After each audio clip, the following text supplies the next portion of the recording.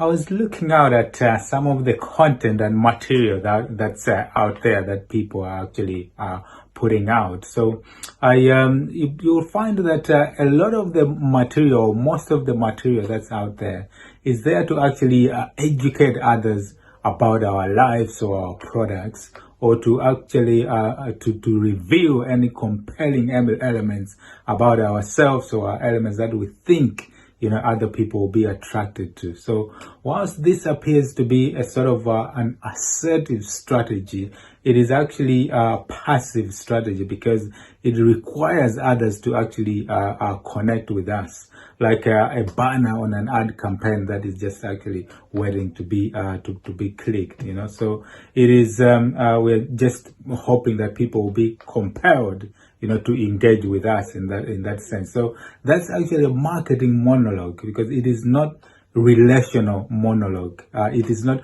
relational dialogue or interaction with people.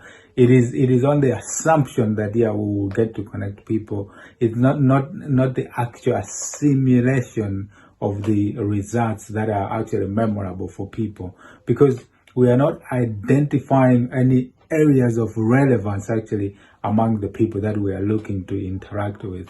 There was an example of there was a manager at Macy's in New York actually, and they were going to do a big marketing campaign in June. So they thought I would do this big marketing campaign that is coming up, a big summer sale. So focusing on the big picture, big push for even those products that are high end, and we can go through a lot of upsells. So when the sale came through, they were just concentrating on making those big sales, and they ignored, actually they stopped listening to those customers who actually were on a smaller budget, or they were actually just looking to interact with the shop to have a better customer experience. And the result was that their sales in that particular month fell by 8%. And then when the manager was looking at why that was, he actually identified that they had ignored the customers. So luckily for them, they got another chance on the Labor Day sale, in the sense that they actually had this big picture push of a sale to do on Labor Day, but with the small picture details. So they told the sales guys that you need to pay particular attention to the small detail of the customers who are going in. Be sympathetic to them. Show them more. Take them to the toilets. Even help them with the prams for the kids. You actually get to put the prams behind the counter. Look after their babies when they are looking in the change rooms, and all of those kind of things.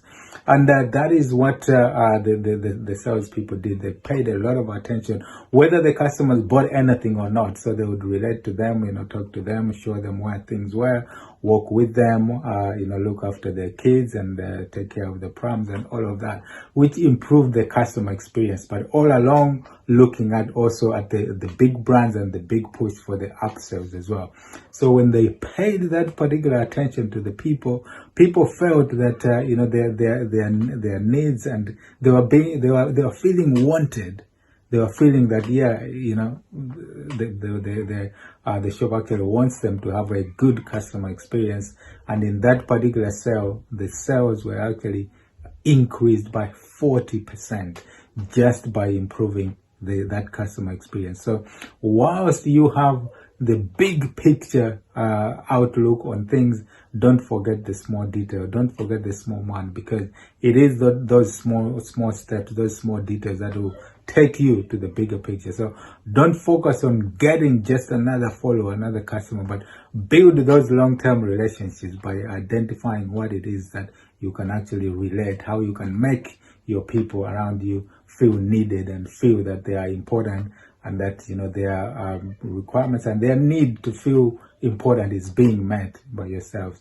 Then you can build those long-term relationships with your customers, not just focus on the big picture and ignoring the small print. So I thought that was a good message to share, that as you pursue big dreams, as you pursue big goals, as you pursue those big targets that you have, don't forget the small details, because they are the steps which are going to take you through to the big picture. So pay attention to the small customers, to the small man in terms of their needs, and make sure you have this relational dialogue rather than just marketing monologue with your people of expressing or educating others about your products or revealing some compelling elements of yourselves which are not of interest to people at all. But be careful to actually have that relational dialogue so that it can create those long-term relationships with your people and your customers. So I hope you go out there, experience, learn, and grow. Until next time, cheerio.